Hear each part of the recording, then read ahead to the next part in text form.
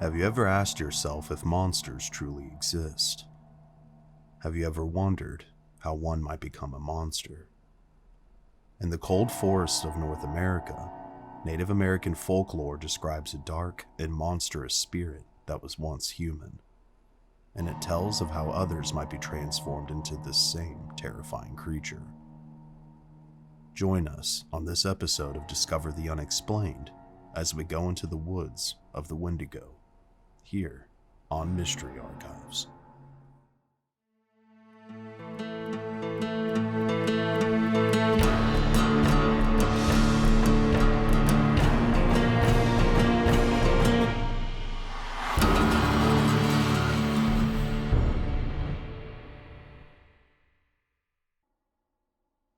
I scoured the forest searching for any firewood that I could find. Before I could grab a large enough bundle, the bushes behind me rustled. My hair stood on end, and I heard my name being called, but I couldn't figure out which direction it was coming from. The voice sounded like my sister, but she just recently left the camping trip not even an hour ago. The voice sounded wrong, like an animal trying to copy a human. I dropped the bundle and I sprinted as fast as I could. Something crunched the twigs and leaves just behind me, dogging my every step. I could feel a breath on the back of my neck. And when I finally reached the campsite is when the footsteps stopped. When I turned back around, I found nothing. It was evening when me and my parents finally left the campsite, and I looked back from our car window and saw a figure standing at the tree line, staring at me with ghostly eyes. It had dark skin stretched over its body, almost like a corpse. But when I blinked, it vanished into thin air. There have been many such stories reported by those who have claimed to have encountered this mysterious creature known as the Wendigo. The Wendigo originates from Native American folklore in both Canada and the northern United States. It is a creature associated with famine, winter, death, and cannibalism. The native ethnographer Basil Johnston described the creature as such. The Wendigo was gaunt to the point of emaciation, its desiccated skin pulled tightly over its bones, with its bones pushing out over its skin. Its complexion, the ash gray of death, and its eyes pushed back deep into its sockets. The Wendigo looked like a skeleton recently disinterred from a grave. What lips it had were tattered and bloody, unclean and suffering from suppurations of the flesh. The Wendigo gave off a strange and eerie odor of death and corruption. The beast's desire for human flesh can never be satisfied, for they are said to grow in proportion to every victim they devour, and they are always hungry. But how are Wendigos born? What horrible process could produce such a man-eating monstrosity of supernatural origin? The answer may be found in the hearts of those the Wendigo has claimed, both in story and in reality. The year was 1879 in Fort Saskatchewan, Canada. Those who knew Swift Runner described him as a likable and trustworthy man who loved his family and was especially fond of his 6 children. He originally was a guide for the Northwest Mounted Police, but was relieved of this position as a result of his alcoholism. After being expelled from his community, he ventured into the wilderness with his family in the winter of 1878.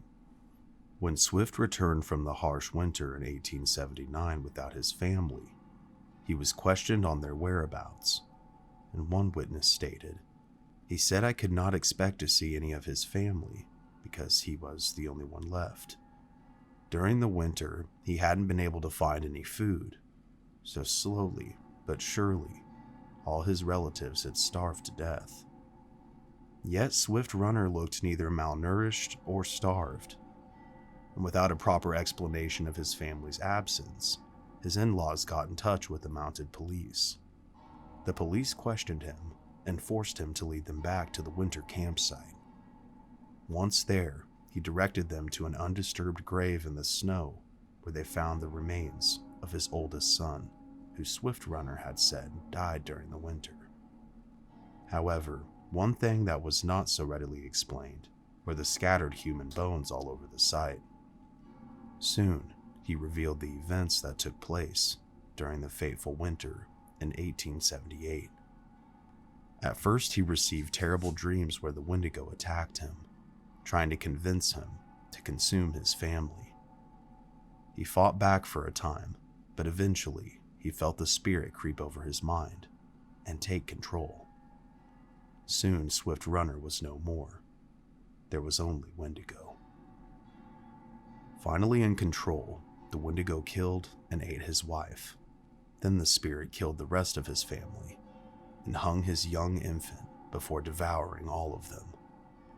He was only 25 miles from food supplies and would later admit that he did it purely for the enjoyment of consuming human flesh. Horrified and disgusted by this revelation, the mounted police arrested Swift Runner and he was tried, found guilty, and sentenced to death by hanging. On December 20th, Swift stood on the scaffold and said, "I could kill myself with a tomahawk," he offered, and save the hangman further trouble. This event marked the first formal execution in Western Canada.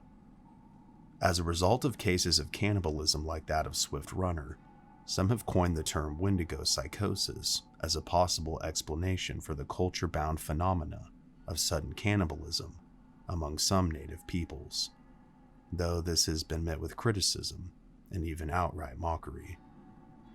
But is it mere psychosis, or is there truly something supernatural present within these tales?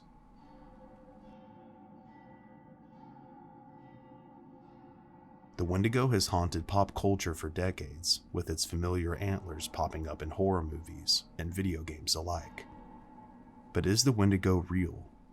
Encounters with the creature have been posted on sites like Reddit, with even more eyewitness testimonies like these, but neither can be confirmed easily, and all have similar elements to that of other frightening creatures said to haunt the forest of the world. Other creatures such as dogmen, goatmen, and even skinwalkers. The feeling of being watched of that of a strange emaciated creature makes sighting of these beings almost demonic in nature.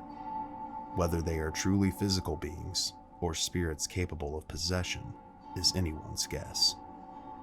One thing that is for certain is that the Wendigo originates from folklore, where its presence describes a taboo against greed, gluttony, and cannibalism among tribes that certainly would have a good reason to prevent their existence. Early contact with these tribes from European settlers even compared the Wendigo to that of a similar creature of their own folklore, the werewolf. But similar to that of the werewolf, can we say that such an otherworldly monster really exists? Or is it just another way of illustrating the beast that dwells within man himself? Perhaps some things will just have to stay unexplained.